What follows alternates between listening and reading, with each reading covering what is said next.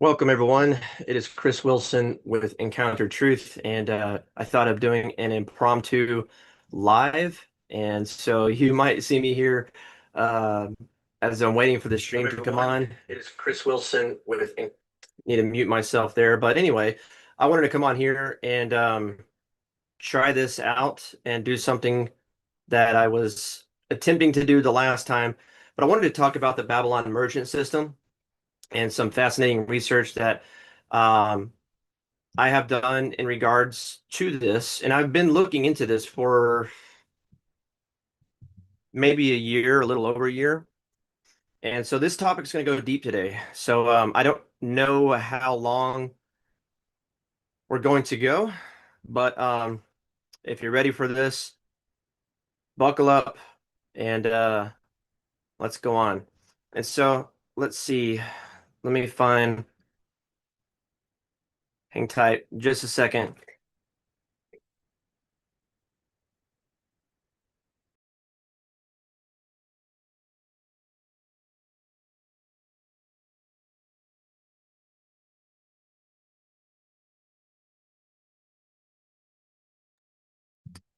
Stay there. I am just working out some live stream kinks as I seem to always have to do here whenever I go live, because this is different than when I do a recording. So bear with me just a moment. I do apologize. And I want to really thank every one of you who watched the interview that I did with JT Follows JC. He was very gracious with his time on how long we get. We originally intended to go for 1 hour. Um, and I want to say this too, is like I still have a lot of questions as it pertains to uh, the times that we're living in. There's been a lot of comments on the video, and I appreciate all of you who have taken the time to watch the video, comment, and just bear with me because we're all on a journey here. And there's a lot of information, especially when you're unlearning lies, learning something new, and learning new truths, if you will, growing closer with your father. You're always going to run into resistance. And so just hang tight because I'm still trying to look for my notes here that I seem to misplace. Um, this will take just a second. So if you're here, just hang tight. And all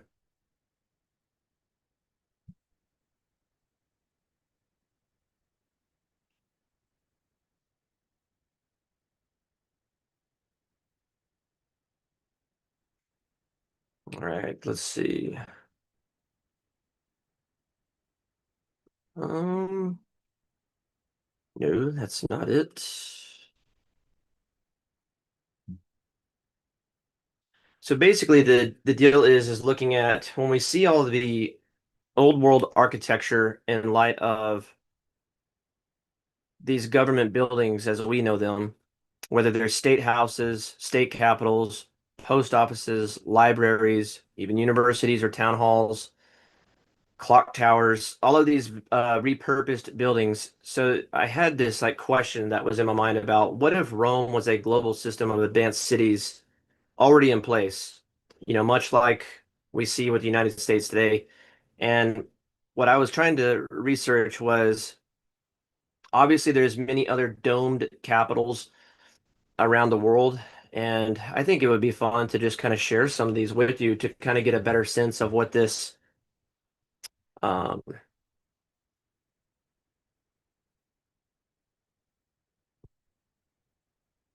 can I screen share?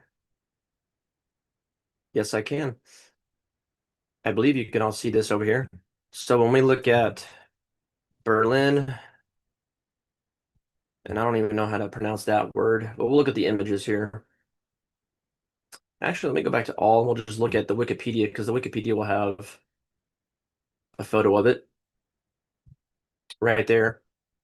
That's a really incredible building when you look at the architecture. And can I not? zoom in any further. Whoa, there we go. When we, I guess I can't.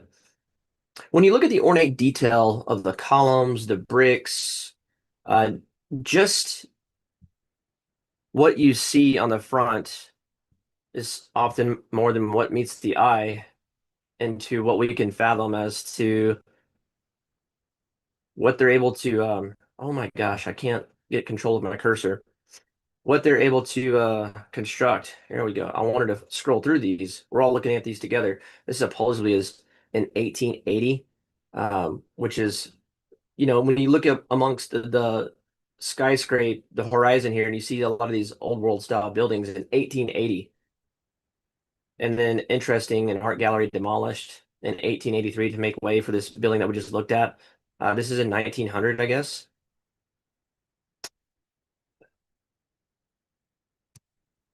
1932, and then it's on fire, 1933. The fire narrative. So let's go to another one. This is in Cuba, the Capitol building.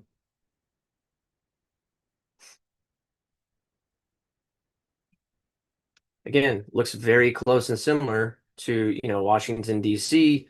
Is this it's interesting how they try to make it look over here with the, let me check the YouTube chat to see if anyone is watching live. Oh, I can see myself, so it shows that I'm sharing my screen. That's good. That's all I was wanting to make sure is that you guys could see the screen. Every one of y'all. Interesting statue here. Fascinating on the inside. That is also very fascinating. The five-pointed star, obviously a pentagram, right? But this diamond in the center, I don't know if there's any significance to this. Obviously sometimes there probably is significance to it, right? We can read into things. Sometimes things can be honest, but I believe when it comes to these governmental buildings that were repurposed um, from old world architecture and some other type of people that were here before us that had already built these. Because when you look at that, I mean, if I were to show you this and showing you a picture of the state capital and any other thing in here, you would think, hey, this is the United States, right? But that's in Cuba. And let's look at another one. Well,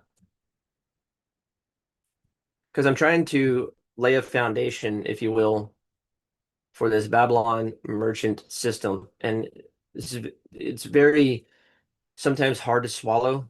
And it's very interesting when we look at some of this research on, we're going to be looking at free slave and code laws in this Babylonian merchant system of today. And so here's a close-up of some of the ornate detail on these columns, these Corinthian capitals of the Parliament House here in Finland.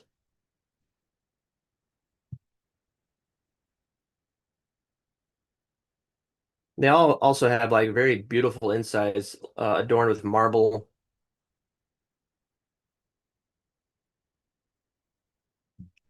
And then another really awesome one that I like is the one here in Argentina. This one is just of incredible view, an incredible sight to take in, I guess, when you see that. I mean, wow. Here, let me make this bigger.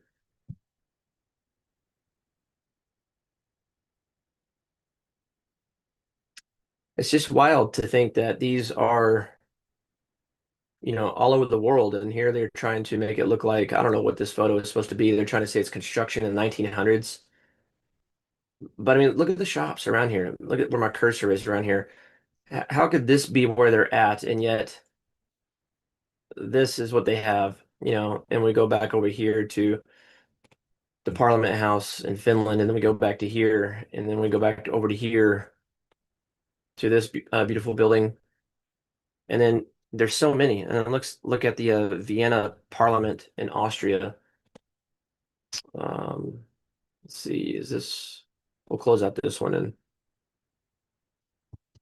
go over here, the Vienna Parliament.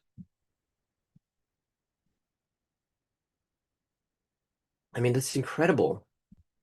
All of the detail up here. And you can see some of the buildings in the backdrop that look also equally fascinating.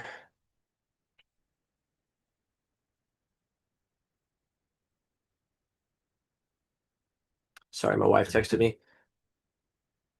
And then let's look at the Ottawa Parliament Hill in Canada. So I guess the theme is like, what do these buildings have in common other than they look so closely similar in architecture? And that is just an incredible sight to take in. Wow. This is my first time seeing this one. These are just ones that I had the Ottawa Locks of the Rideau Canal with Barrack Hill, present day Parliament Hill, 1832. Goodness, that looks like something out of a coloring book. But yeah, you look at some of these like little basic homes up here, and then you have this grand building right there. Like, they're trying to create a photo image of what appears to be the construction of it, which I highly doubt. They want us to buy into the narrative that you look at it, 1868. They built that in 1868 when we were told to be like Western frontier primitive people that were riding on horseback, carrying six shooters. And I know that this is in Canada, but 1868 to build that with really no to little infrastructure. And then there was another fire. Go figure.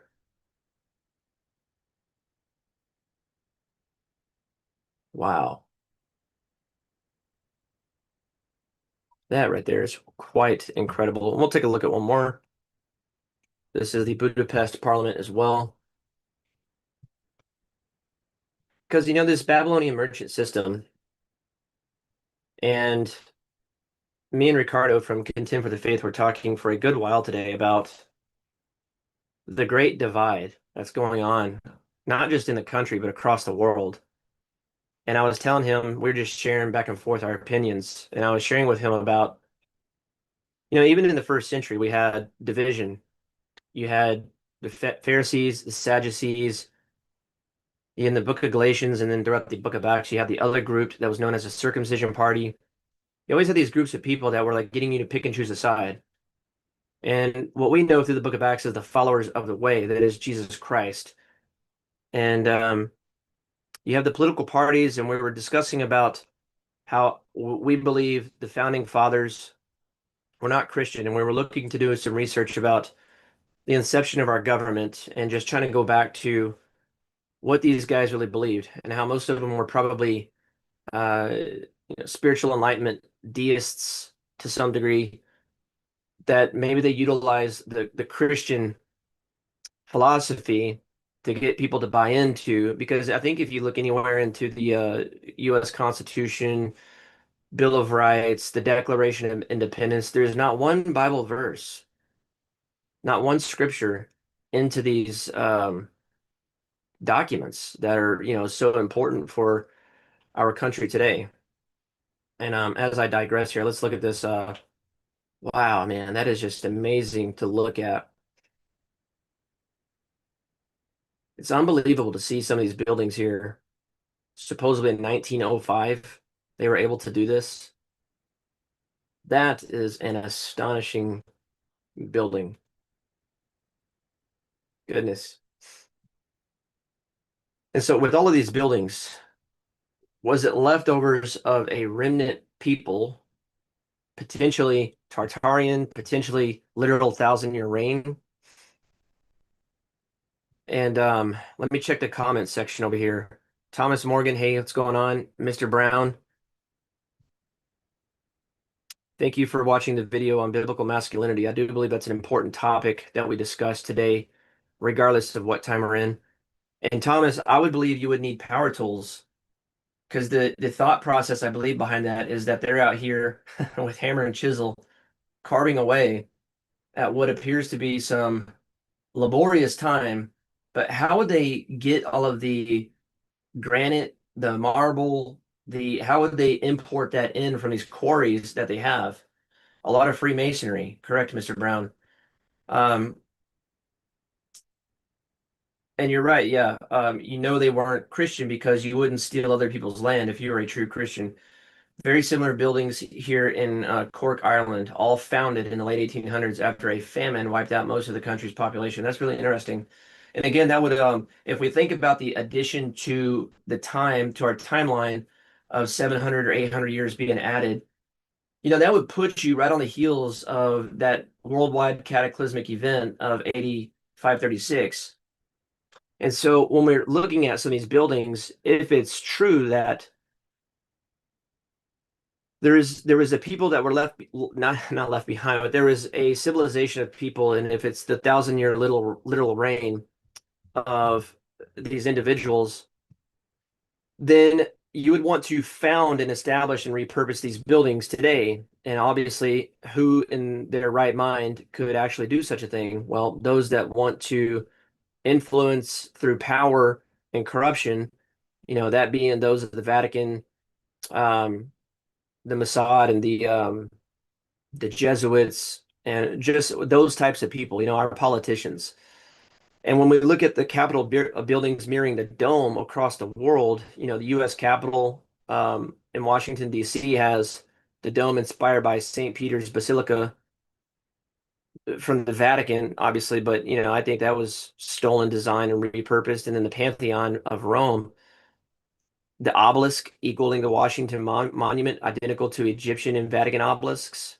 And so these are some of the other domes that I wanted to share around the world because these are not architectural coincidences. They represent city-states of power in the image of Rome through legal, financial, and religious hubs.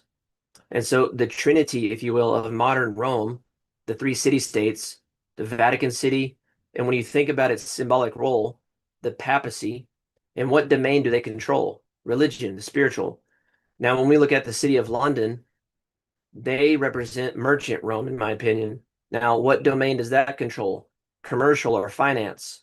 Now, when we look at Washington, D.C., and their symbolism, in my opinion, is imperial Rome. And what domain do they carry out? Military law, judicial. When you think of the United States, probably not so much anymore, but we do still boast and wield a lot of judicial power in our military. Yeah, we rival China, we rival Russia, but the point of it is that we have a lot of influence through military power.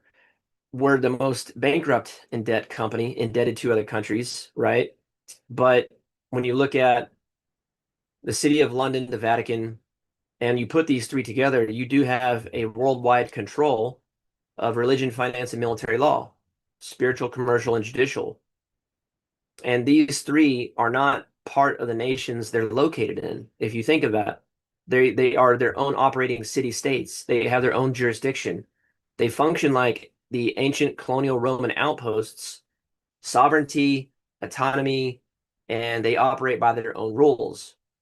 And if you go back into the book of Judges, you oftentimes read about that people were going about, there was no king of Israel in that day. And so people went about doing what was right according to their own eyes.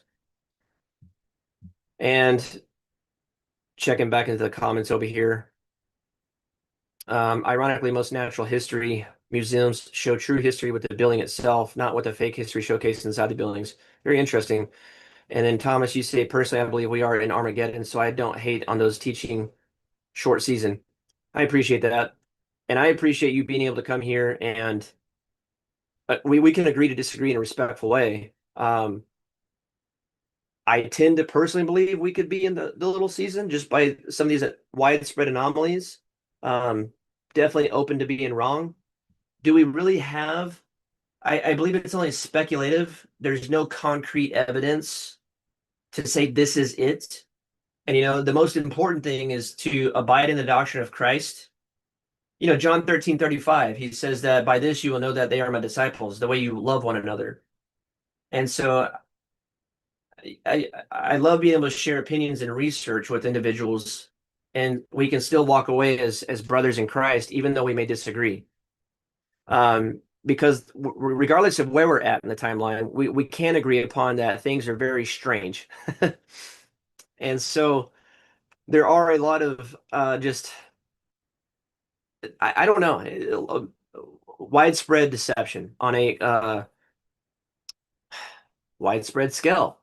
And so these old world buildings that run across new cities across the New World, North and South America, Australia, and Asia, They feature these massive stone architecture with these Roman arcs, Corinthian columns, domes, triangular pediments, obelisks, sacred geometry, possibly.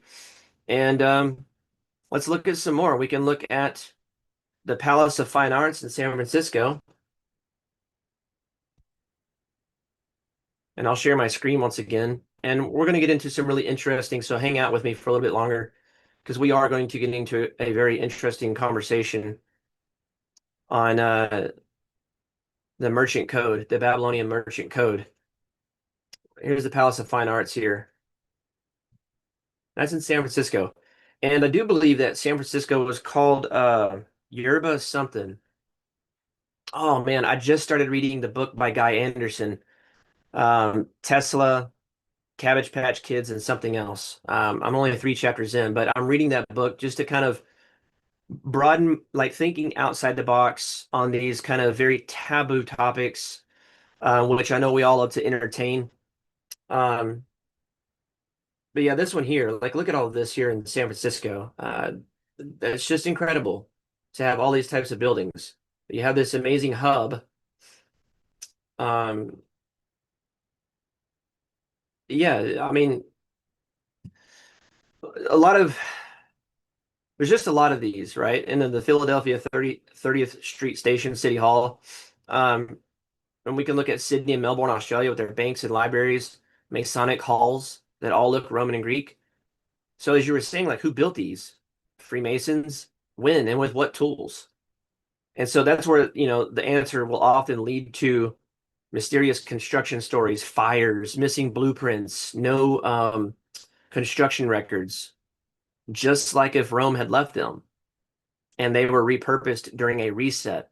And that's what's really fascinating is when you think about these structures, is that if there were a reset and we're a lot closer to those times back then, and then it's just the slow and steady release of this new technology, if you will, that has already been around all of a sudden in the 1800s, it really just makes you question kind of not just where we're at, but how this all came to be.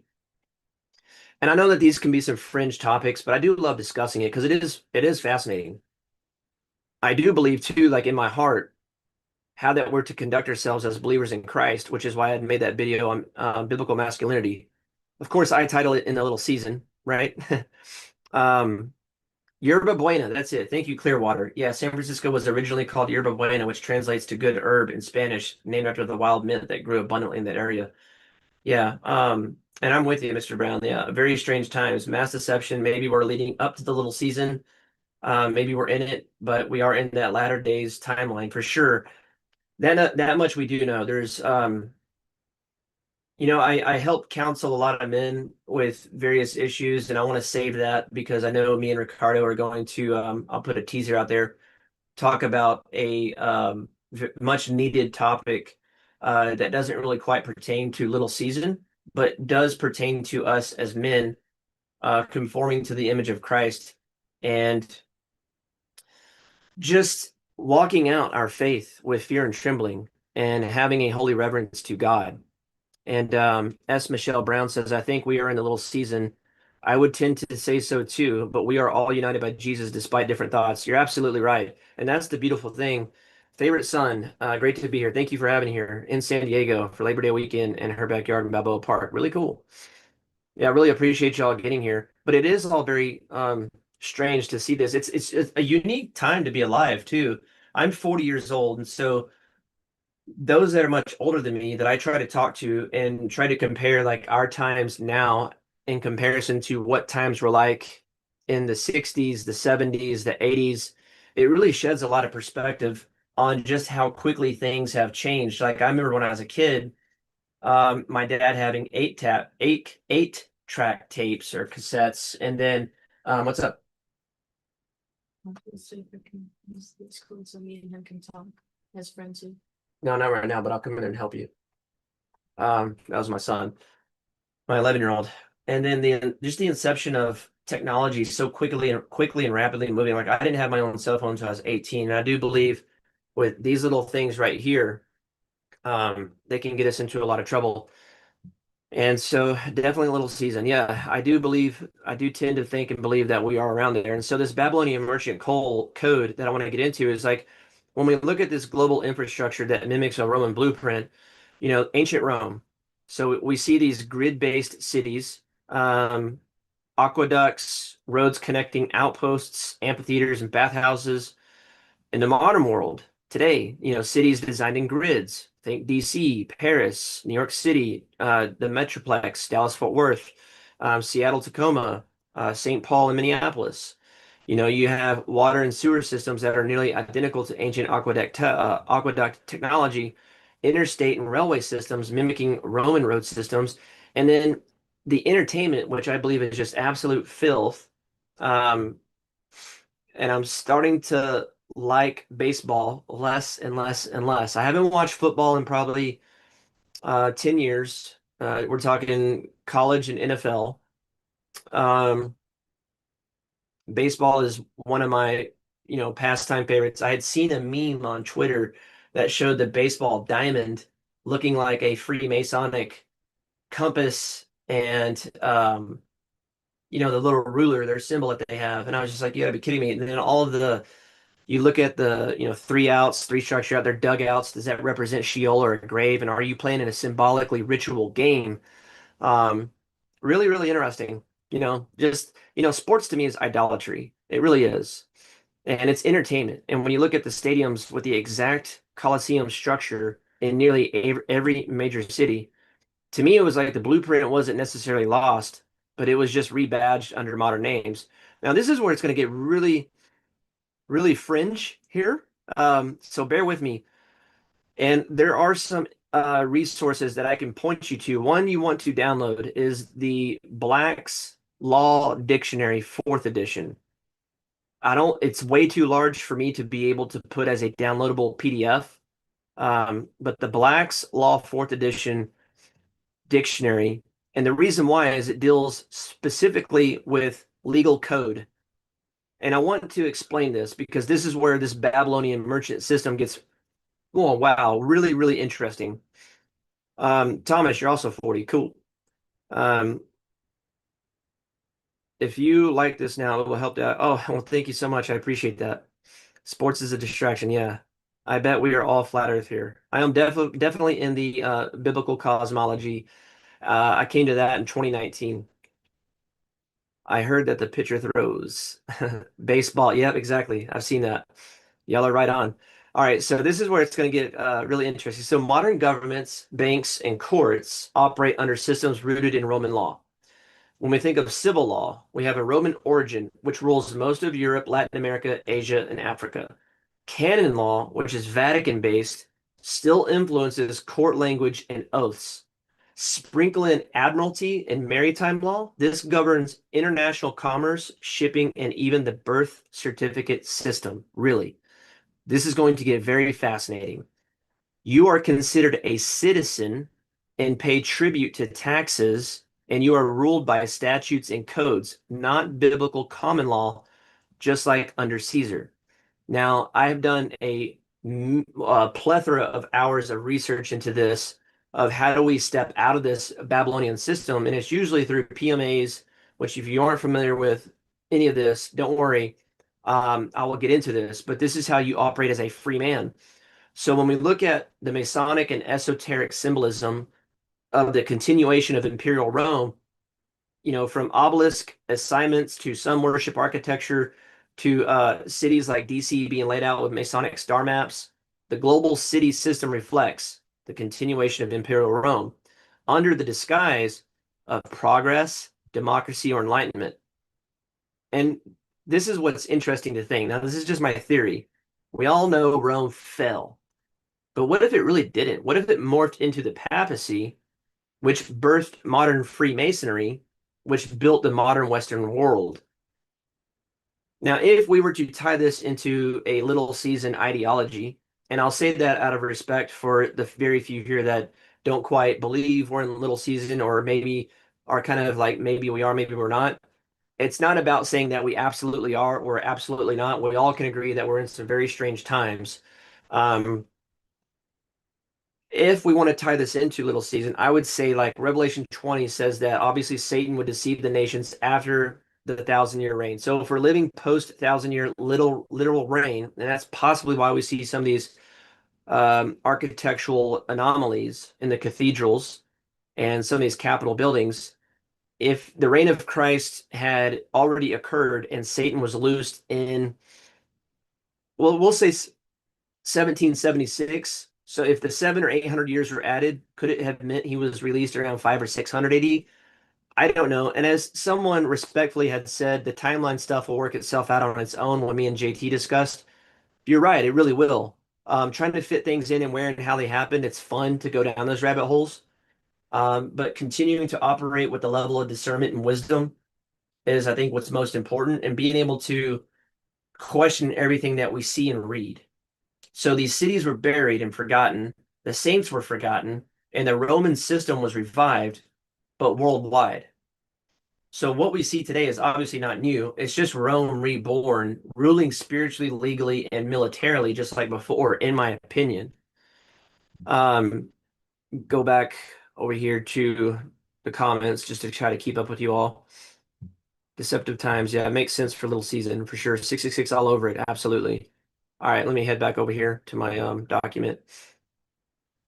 So this is where we get really interesting into when we're looking at alternative history, the biblical worldview, and considering citizenship versus inalienable rights under God and living as a free person of common law.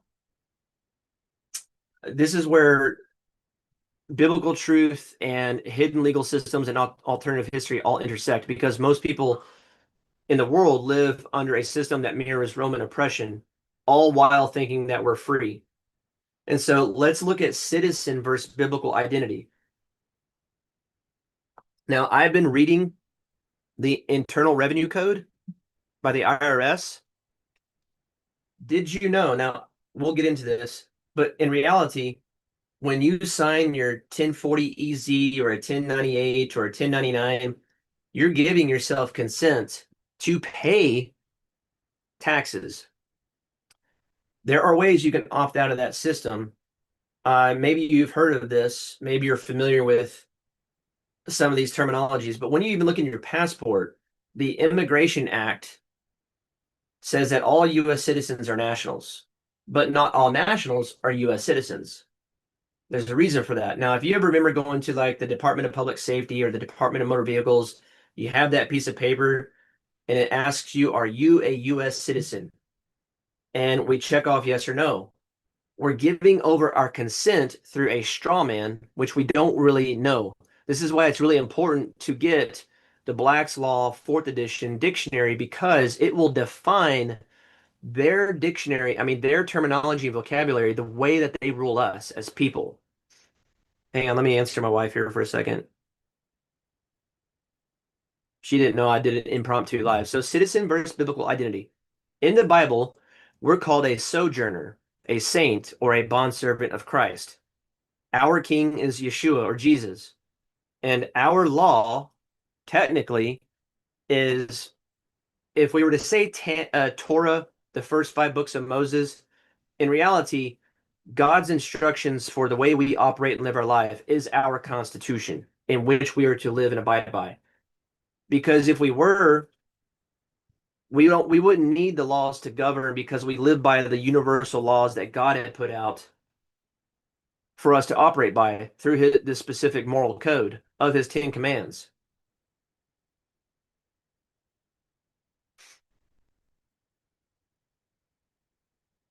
And so our king is Jesus Christ, and our law is that word of God. It's relevant to all believers from Genesis to Revelation.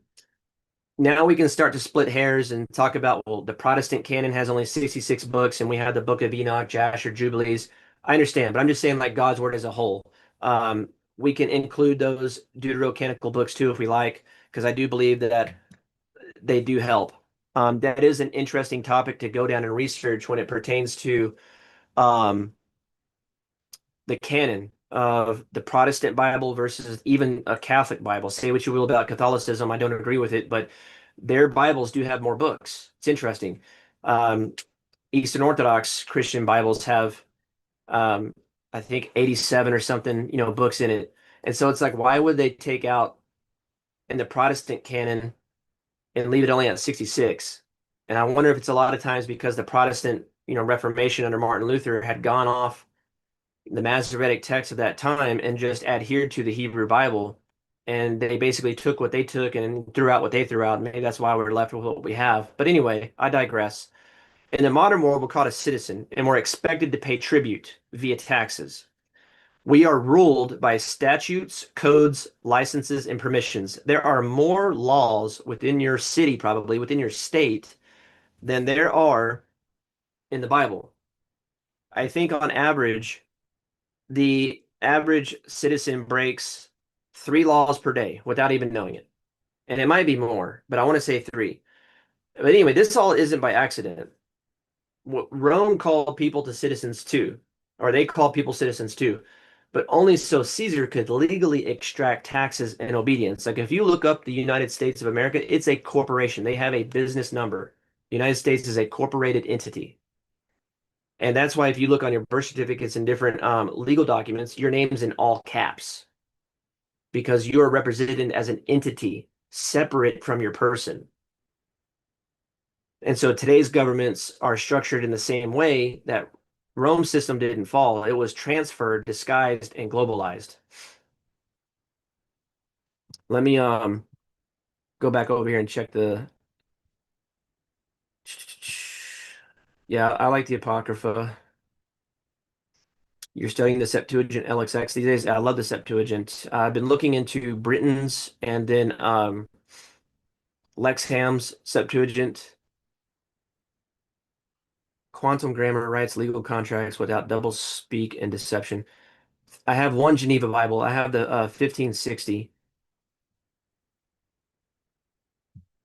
I don't have any of the others, but yeah, those would be great to have. So I want to go into like what is Admiralty, maritime law. So Admiralty law means law of the sea. Common law equals law of the land, and that used to be based on the Bible.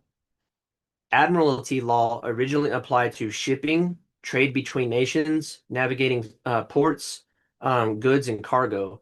But over time, what happened is that it was merged with civil law, especially in the United States and the United Kingdom courts. Now, most Western courts operate under commercial law, contracts, debt, licensing, and not biblical law. That's important to think and where we're at, um, regardless if it's little season or not. Birth certificates and maritime status. Very interesting. So this part is where it sounds really crazy, but here's how it works. When you're born, your parents register you at birth. This creates a corporate entity in your name, often written in all caps, called a strawman by researchers. In legal fiction, yes, the word fiction, like a fiction book or a fiction novel versus a nonfiction novel. This is why you need to look at these words and how they define them in the Black's Law 4th edition dictionary. So in legal fiction, this is treated like a vessel or a cargo under maritime law. Why? Well, because you are birthed from your mother's water, the womb, through a birth canal, just like a ship enters a port. It's not poetry. It's how maritime law justifies its legal hold. So your birth certificate equals a title of ownership. The state equals the port of authority. You equal the vessel. So this gets into the feudal system.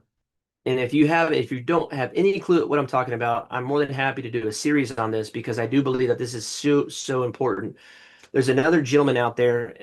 You can find him. He's very old. He's in his 70s. His name is Roger Sales. Let me type in the chat his name. Roger S.A.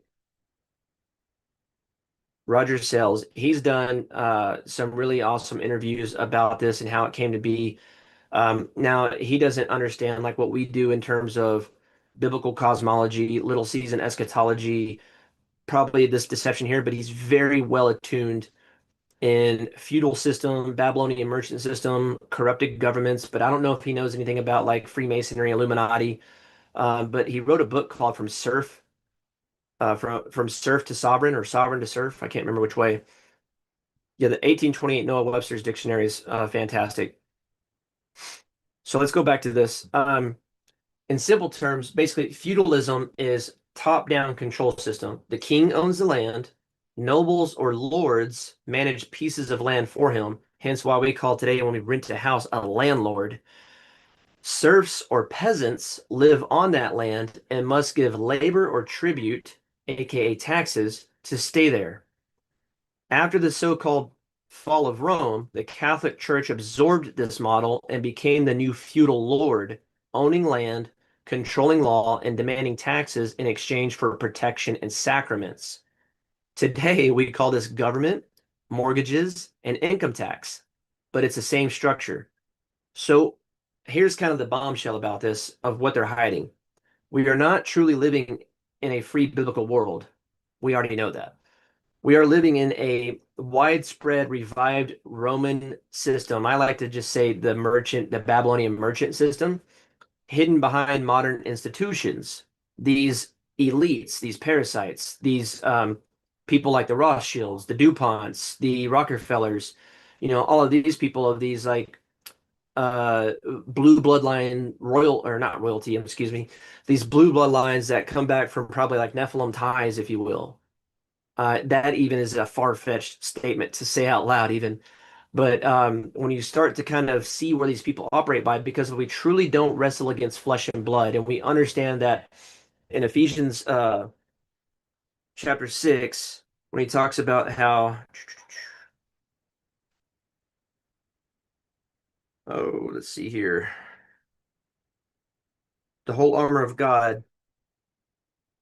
We do not wrestle against flesh and blood, but against principalities and against powers and against the rulers of darkness of this age, against spiritual hosts of wickedness in the heavenly places.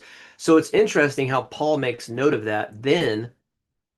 And so if there was a 1,000-year literal reign and Satan was bound and then he's let loose again, well, then it would be just like then that he's mentioning that we are up against principalities, against powers and rulers of the darkness of this age, that being Satan and his evil cohorts, his dominions. So these institutions that this kind of worldwide revived system hide behind, banks, think of Roman tax collection, that's your tribute. Governments, this is Caesars and Pharaohs in new clothes. Church state fusion with 501c3s, this is revived feudalism. And courts, which would be like ships of commerce under Admiralty jurisdiction. So isn't it interesting how they restricted free travel across the entire world through the passport and visas? And that's another rabbit hole to go down because why have to do that? If supposedly in the old world, if that was Tartarian Empire or literal thousand-year reign where we have free electricity, free energy, free travel, what would be the point to put in Admiralty law to govern free travel and restrict people from where they can go freely? If it's truly possible because of the little seed of Satan, Revelation 20, um, is it because he's allowed to deceive the nations this one last final go? To me, it's not just a spiritual deception, but it's legal, it's architectural, it's historical, it's financial. I know we can all agree to say that we see that. And so, how does this tie into to the Bible? Well, if God gave his people his word, if we want to say the Torah, which in my opinion interpreted into instructions, real law, real instructions, justice, equity, and jubilee. Rome created statutes and codes, permission-based control, tyranny, taxes, and oppression. Jesus came to set the captives free. And I believe that can be used in many different instances, from spiritual bondage, from death to sin, Luke 4:18, spiritually and economically, perhaps. Uh, I know we're kind of strained and oppressed and perplexed and crushed, much like Paul was in his day, whenever they were hoping to see that their Messiah would restore to them the rightful rule of the kingdom at hand at that time. Which is probably why many of them had rejected him as the Messiah, because they were anticipating a ruler to sit on him in the likes of David. Well, Revelation 18, it does warn about the final Babylon system. has that been going on since potentially Satan's release in this little season? Because it is really interesting to see everything that's gone on since 1776. And we have this merchant empire that enslaves the souls of men. Could it be that this is part of Satan's final deception to make people think they're free when they're back under a system, even with the major evangelical church? Um, they want to own your placenta. That's gross, and they probably do. I've heard about the adrenochrome and stuff, and yeah, Roger Sell's work is very interesting. That'll lead you down several rabbit holes. Ephesians 6:12, that's right. The elite, the merchant system in the Geneva Bible, that verse is different. I'll have to check that. I'll read the Geneva Bible. I have one. They put us under the solar, yeah, solar system. I see. It's everything. You're right. So to go deeper on citizenship and what the Declaration of Independence says, because it does, this is where it gets fascinating. So these are the questions I had, like, how is being a citizen really a slave, or how do we become a sovereign, and where and when do we hand over our rights and power unknowingly? What is and how does the birth certificate and maritime status connect? Because it does sound crazy. And how did our parents not know this? There is a computer even in the hospital, which is why I think the hospital system is corrupt too, and why home births, because you can't account for the individual that's being born. I have a friend right now who has a job, bank account, license. No, he don't have a license, but he drives. He operates his business and conducts himself through his own private membership association at PMA. He doesn't have a social security card. He was never given one at birth. He doesn't have a birth certificate, and he lives and operates his life just fine. That's really crazy to think, right? And so when we think of the legal fiction too, and when we understand about the us being birthed, and so what did the Declaration of Independence actually declare is a question we need to explore. How citizenship equals slavery under the current legal fiction is something we need to entertain. How the birth certificate creates a corporate entity, our straw man, is something we need to understand. And where do we unknowingly hand over our rights? And how do we begin the process of reclaiming our own sovereignty, if you will? So when we look at the Declaration of Independence versus citizenship in 1776, it says, we hold these truths to be self-evident, that all men are created equal, that they are endowed by the Creator with certain unalienable rights, that among these are life, liberty, and the pursuit of happiness.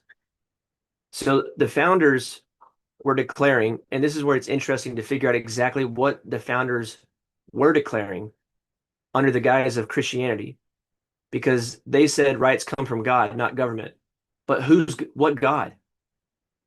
We know that in the Hebrew Bible, and I've seen some questions about this too, about the name of God. But I'm just going to say the Tetragrammaton Yod He Vav He. If we understand the great I am, because Lucifer, Satan, Azazel, these different names, you know, if they are nothing gods, as Paul says, that these idol worshiping pagans had made, well, what rights are they trying to claim that their God has? Men are, so that's where it can get very blurring with the language that we use. Men are free individuals, not government property, right? The government exists to protect those so-called God-given rights, not grant or manage them. Contrast that with modern citizenship. A citizen is a subject of the state who owes allegiance and subject to its jurisdiction. That's not sovereignty, that's submission. So citizen equals commercially enslaved entity. The term citizen in the United States changed dramatically after the 14th Amendment in 1868. It created a new federal citizenship category. And then you have the Act of 1871 that incorporated the District of Columbia, creating a corporate government under the name the United States as a business entity, a legal fiction, which that means you're not considered a living man or woman under God, which is why they can get away and side skirting the Declaration of Independence. you're considered as a corporate entity, a legal vessel under the United States incorporation. Your citizenship is commercial property managed by statutes, not biblical law. So the birth certificate really means commercial bondage. When your parents register your birth, here's what happens. You have a certificate of live birth. This is to give evidence to the event. That record is used to generate a birth certificate in your name written in all caps, which is legal fiction. That all caps name becomes a corporation or a straw man. The government uses this to open trust accounts in your name, bond it to national debt, and then operate under Admiralty law, the law of the sea, treating you as cargo. So when you were considered as a vessel by this government entity here, and you're birthed into this legal system, just like the ship enters a port and must be registered, named, and taxed. This is the dark part. You never consented to the system. It was done by legal presumption because your parents signed the dotted line.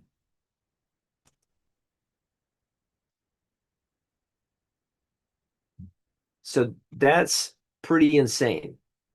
And here's where we unknowingly hand over our rights. Every time we interact with the system without challenge, we consent by silence. So what we give up when we register our birth certificate, we create our strawman corporate fiction.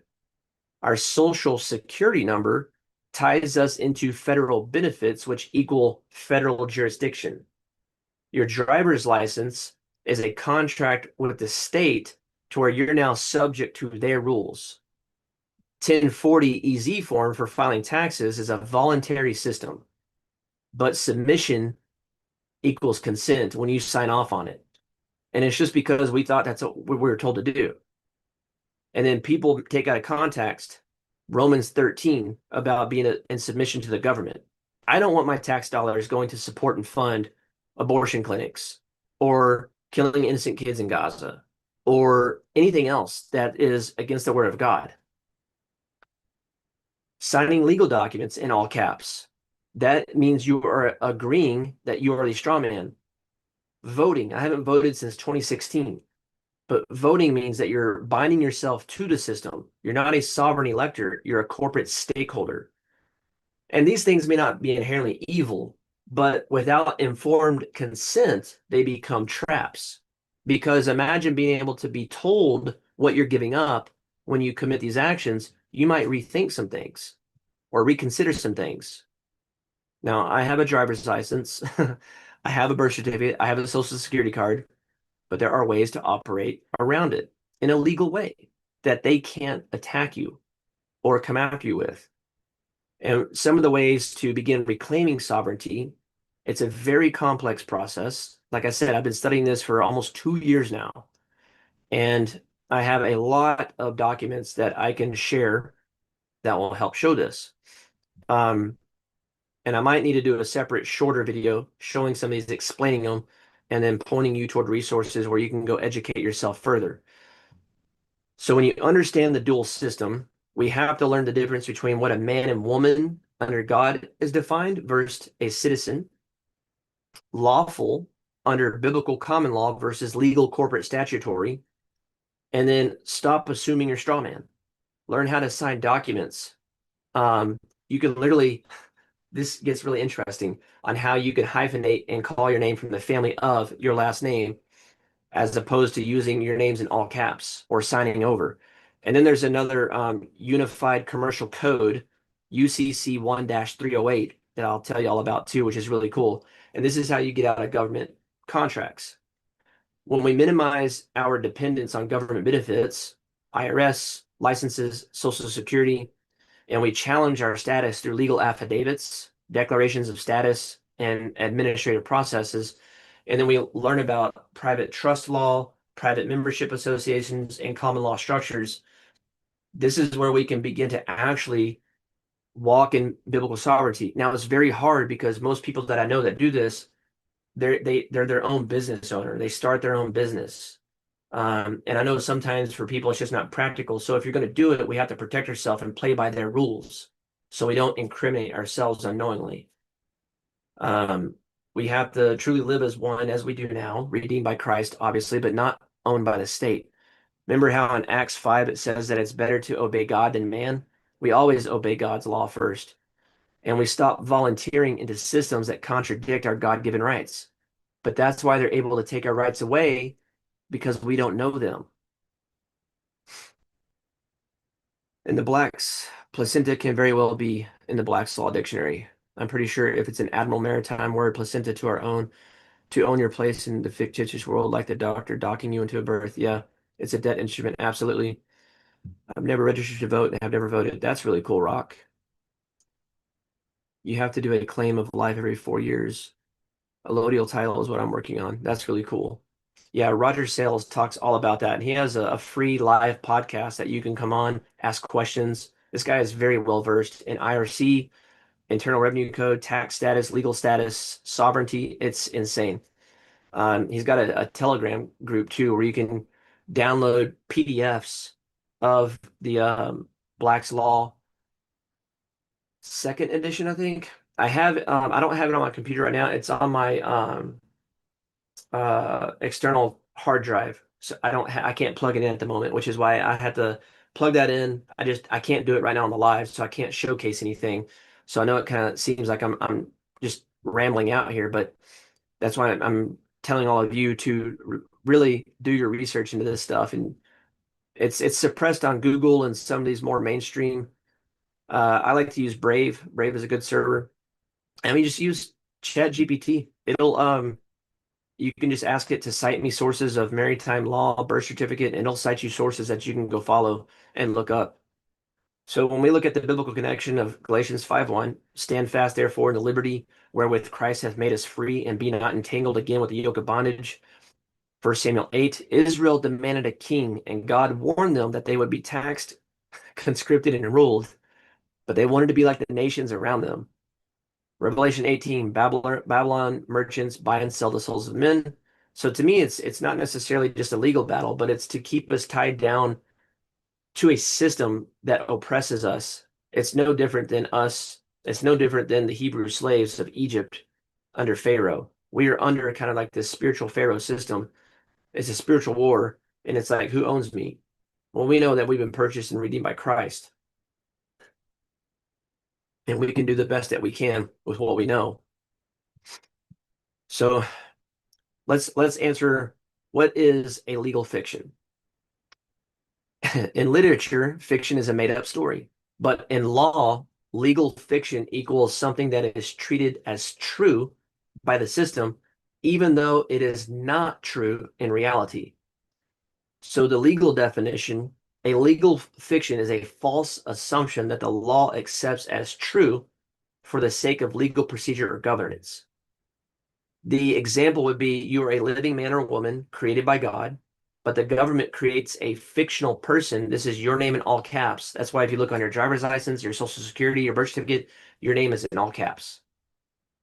And it treats that as if it's you. So they don't treat you as you, they're treating your legal entity as you, because that's who they can tax. Because you've, without knowing or getting your consent, have opted into their system. That's the legal fiction. It's a fabricated entity that's used to interact with the legal system. So this fictional you can be taxed, fined, arrested, or sued and regulated. But the real you, the flesh and blood, God-breathed man or woman, was never meant to be under that system unless you consented to it.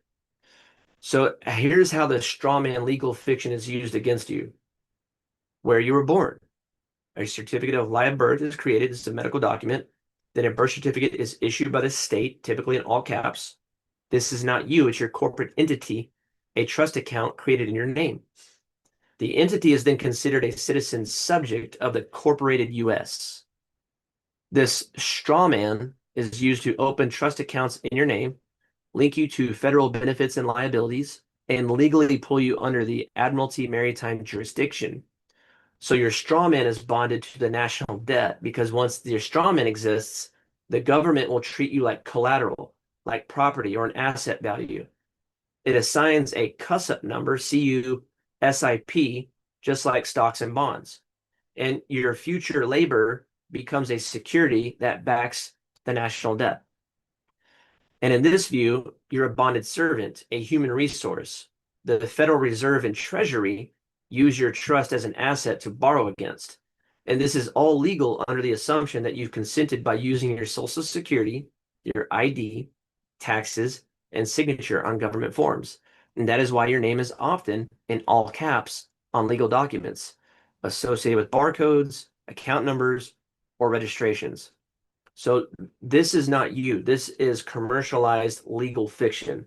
And if you go look into the Black's Law 4th edition, you'll see all these definitions that can help you better understand. So the Admiralty Law, the system that owns the vessel, and this governs your ships, your cargo, your commercial vessels, your international waters.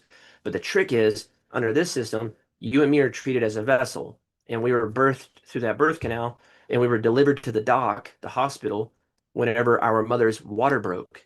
And a birth certificate, birth spelled B-E-R-T-H, and then a birth B-I-R-T-H certificate was issued. And so this wordplay lets them apply sea law or commerce law to us. Why? And that's the Admiralty law.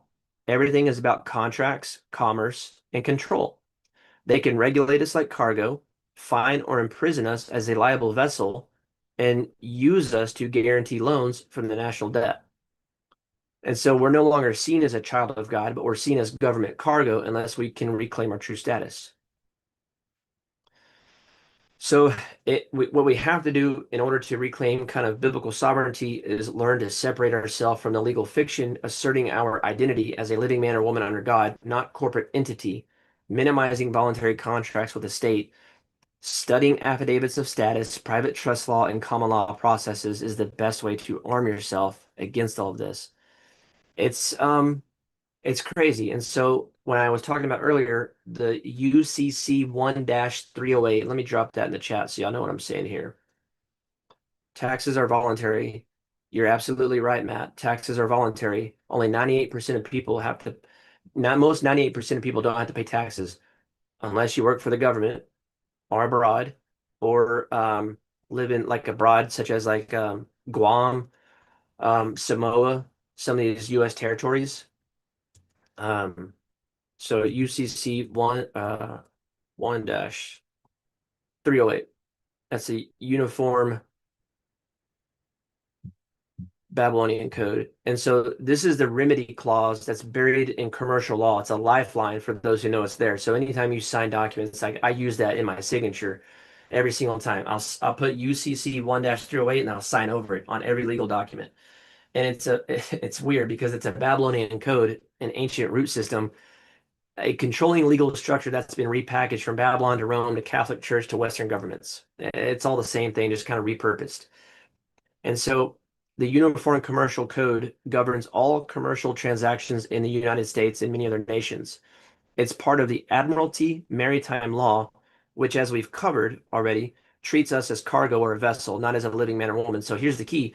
The remedy clause of UCC 1-308, a party who with explicit reservation of rights performs or promises performance does not thereby prejudice the rights reserved.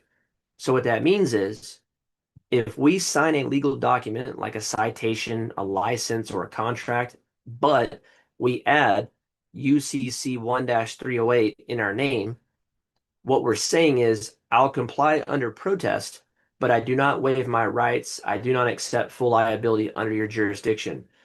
That's the only way to operate in commerce without unknowingly contracting away our rights. So that's why it's like if an officer, I have so many friends who have gotten out of tickets for speeding, parking. It's crazy. You'll learn this too if y'all look up Roger Sells and this information. You'll hear all about this and see examples. It's nuts. Um, but like an example, if you were to have a traffic ticket that an officer wrote you, you could sign it as Chris of the family Wilson, UCC 1-308. And this tells the system, I sign to acknowledge, but not contract or confess guilt. And it keeps the door open for remedy and challenge, preserving your God-given rights within the commercial system. But what happens when we don't write UCC 1-308? what we're doing is we're assumed to fully accept their jurisdiction, their penalties, and their interpretation of our status. So the Babylonian Code is a really interesting legal system, and it's the origin of commercial slavery and the idea that humans are property. The origin, if you go and look up into the Code of Hammurabi, um, it ruled society with contracts, wages, penalties, and slavery laws. It was a transactional law. If this, then that. And everything was quantified and everything had a price. And that same spirit of law infected Pharisaical Judaism through their extra biblical Talmudic law, Roman law, canon law of the Catholic Church, and then civil statutory law in Western nations. And now it governs us unless we opt out. So the system like man equals property, Babylon, slaves, today, legal fiction, straw man. Birth and ownership, Babylon, slaves born into a castle. Today, birth certificate creates corporate entity. And law equals commerce, like Babylon, penalties for everything. Today, it's fines, it's taxes, it's licenses, it's fees, etc. Courts equal ritual. Well, in Babylon and throughout the Bible, priests and judges. Today, it's black-robed judges, which is very interesting garb that they choose. And I wonder what the significance is or the symbolism behind that is. Contracts equal chains. Babylon, it was oaths and marks. Today, it's numbers and mortgages and licenses and contracts. Uh, to me, it's like the Babylonian Code was like the first beast system, if you will. And Revelation 18 calls the modern world Mystery Babylon because it's the same system, just rebranded. Let me go back over here and check in the comments.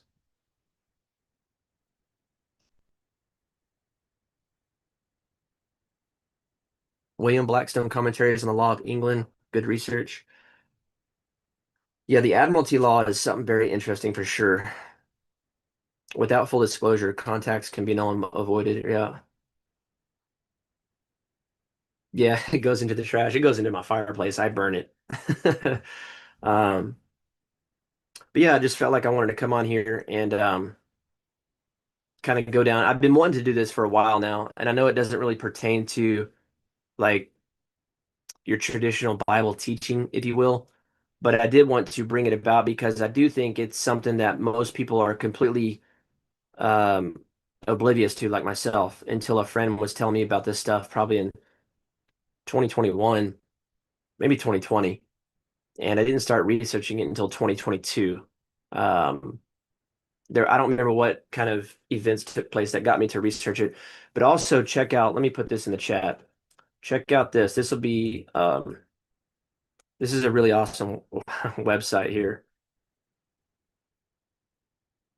freedomlawschool.org, or I think it's freedomlawschool.org.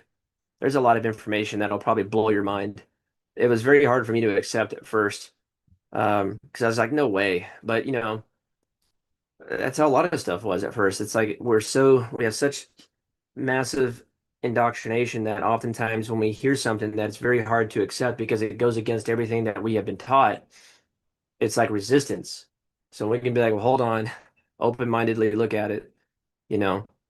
And yeah, Revelation 18:11 through 13. The merchants of the earth shall weep, for no man buyeth their merchandise anymore, the slaves and the souls of men.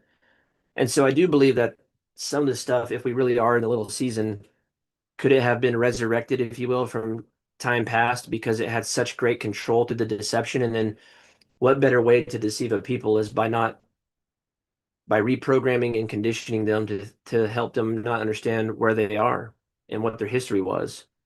And if you could literally hide and cover up if the 1,000-year literal reign has gone and passed, and they want to destroy that and cover it up, which is like World War One and World War Two. And we look at the bombings on Nagasaki and Hiroshima, Dresden, and we understand like, okay, what was the significance of why they wanted to do these cities in particular, especially in 1945, before Truman and Russia, they were kind of getting Japan. There was some very interesting things that had kind of colluded together over Japan to forfeit. And I believe a lot of what we've been taught in our mainstream public school systems, um, in our school books was that because that's what they wanted us to believe. And when you see that Ghislaine Maxwell's father had ties into the educational system through the textbooks, and I can't remember the name. McGraw is one name that I remember from being on the spine of my textbooks and how I even remember that. Maybe Tim McGraw, the country singer. I don't know. I'm from the South, so maybe that has something to do with it.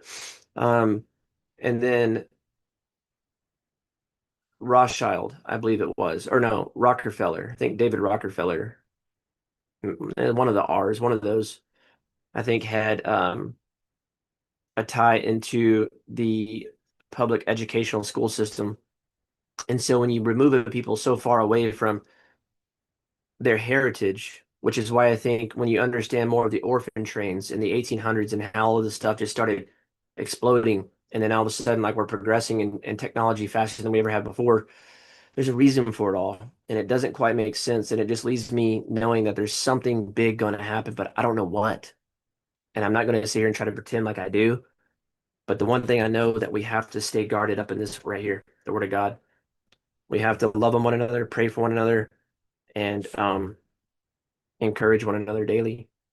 Because whether we are waiting on the Messiah to truly come back for his 1,000-year reign, or we're in the little season and we're awaiting the great white throne judgment, regardless, this time that we're in right now is a test of who we show our allegiance to. And I do believe that there will come a time, and I don't know when that'll be. I don't want to try to like use fear or fear mongering or anything like that. It's more so just precautionary measures that you have the mainstream Christians out there that are really good, wholesome people that go to church, but they don't understand what all we know.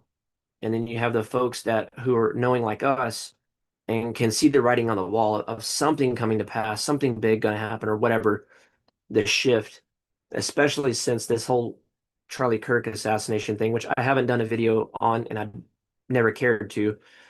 Um, I wanted to wait till there was just more evidence, and obviously there's so much anomalies in that situation where I think we can all now, but I think that was even a political event to woo the evangelical Christians in even more into the political narrative to pick and choose a side.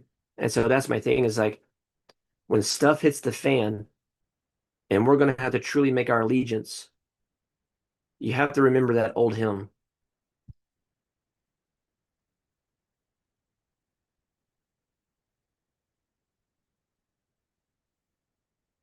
And I'm going to search up the lyrics and share my screen.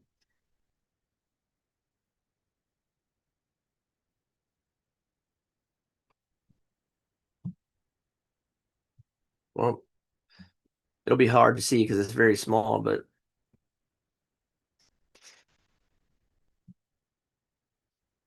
here it is. I have decided to follow Jesus. I have decided to follow Jesus. I have decided to follow Jesus. No turning back, no turning back. If no one joins me, still I will follow. If no one joins me, still I will follow. If no one joins me, still I will follow. No turning back, no turning back. The cross before me, the world behind me. The cross before me, the world behind me. The cross before me, the world behind me. No turning back, no turning back. Friends, we must keep our eyes fixed on Jesus. And just as he said, John 13:35, by this you will know that they are my disciples, that they have love for one another. There's going to come a time where it's going to reveal where our love really is. And I do believe that there's something approaching very soon. I don't know when. I don't know if it'll ever be in my lifetime or my kids. But the best thing that we can do is stay prayed up, stay armored up, stay in the Word of God. Don't get distracted. Pray for discernment. And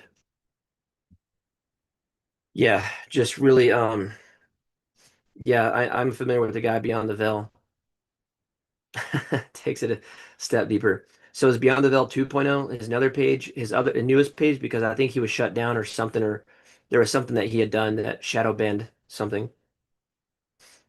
Any comment on the yellow fringe? What? Any comment on the yellow fringe flag in courts? I don't know. I haven't personally done research on that to really know.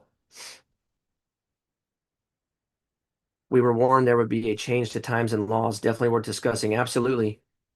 And I don't know if Daniel was prophesying or if it's a dual prophecy, meaning that a change of the time and laws in the time that we're living right now of the little season. I want to believe that because, I mean, yeah, it could be a dual prophecy. It could have been then and now. Um, it's very interesting. Contracts or debt. Yeah. Jason Jack has some amazing videos on Satan's little season research. Yeah, he's way far ahead of me in his research. He's one that I'm trying to get on my channel to interview, and I'm going to interview him in the approach as if I'm open-minded to the little season, but I just need someone to kind of help me along and show him and kind of prove to me how we're there. That way, I think it can help other people as well, rather than, I wanted to have just like a genuine conversation with JT, um, not necessarily just like can we kind of give a thorough review of what the little season is like, but more so I do want to get on with Jason, whether I'm on his channel or he's on mine. I'd love to have him on mine and just talk about, okay, look, I'm kind of on the fence with the little season. Can you help walk me through so I can make a more informed decision of myself? Like how did you get here? And I think that will help out a lot of people. Um, because I know this is information that I've shared today that if you could just go tell your average Joe or your neighbor, they'll look at you cross-eyed. Um, you know what I mean? Instruments written in 2D are spells. When signing them, they make them 3D instrument. They can use them in their court. Signing is sinning men. That's crazy. Check out what's happening in the Atlantic Ocean right now. Titans were awakened at the April 8th eclipse. The great and final battle of Gog and Magog is happening yeah, it's crazy.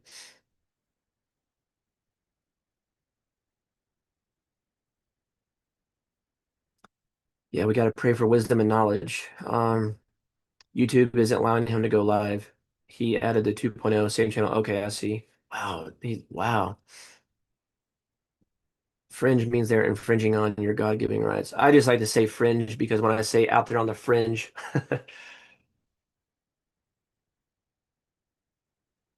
um, I've heard it's a sign of distress, but they want to have more info. That's where I found you on JT. Found me on JT?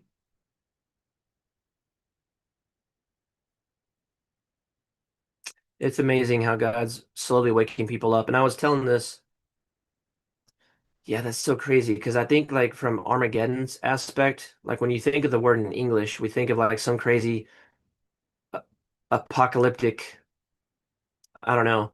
In Hebrew, the word Armageddon is Harmageddo, which is like this hill that overlooks the valley of Gehenna, which is where when they would burn their children passing through the fire on the god of Molech, they fell in Gehenna, which is why Sheol or Hades or hell in Hebrew can oftentimes be called or rendered as Gehenna, because it was like the valley of dead bones and bodies that were torched through idolatrous practices through the god of Molech. Um, so Armageddon, as we know it, I'm not quite sure how it would truly play out, but I do know with all of the technology that we have today, we have a mandate as believers to draw closer to God now more than ever. And then I do know that we have to truly be mindful and prayerful and watchful because with these devices right here, cell phones and AI and drones, the deception can be the deception can be crazy. And so I'm not quite sure what to look for, but to just stay in the word and stay prayed up is all I know, my friends. The gold fringe around the flag, they're telling you being in. Okay, I got you. Yeah, I think I have heard that. Space is hell out of darkness. It very well could be. I'm not quite sure because if the Bible says that there was a firmament to separate the waters from above from the waters below, I just not even going to try to pretend I know any of what that means or what that's like. And if God truly opened up the windows of heaven and water came in to flood it, and then the fountains of the great deep. Is that why we have that big old gigantic crater is in Arizona? That they tried to tell us was from some meteorite crashing to Earth millions of years ago. Yeah, people are becoming zombies from these scrying mirrors. This screen right here. I heard about that there's going to be a meetup in April for Little Seasons. That's pretty cool. I don't know where that is. Yeah, I'll have to check that out. Isaiah 14:9. Well, guys, I'm gonna get with the family. I just wanted to come on here and do this because I didn't make a video yesterday, um, but I wanted to put something out. I really appreciate all of you having subscribed to my channel, sharing the videos, liking, commenting. That means a lot. I don't do this for subscribers. I work full time. This is like a just a side passion and hobby of mine, aside from teaching my wife and kids the Word of God every day and living a life of congruence to how I live and believe. So I really appreciate all of you who showed up here and watched with me and stayed here the whole time. Mr. Brown, Thomas, greatly appreciate all of you. God bless you all, and I will see you soon. I don't know if I'm going to be able to have a way to, go live consistently at a specific time. I'm still figuring that out. So you might just see me kind of impromptu go live every once in a while until I figure out a more set in stone date and time, which I want to work out to be respectful of my wife and kids and family time and just balancing all of that. But thank you. I appreciate that, Mr. Brown. I appreciate all of you for being here. Keep it flat, keep it real. And I'll see you again. Have a blessed week, everyone. God bless you.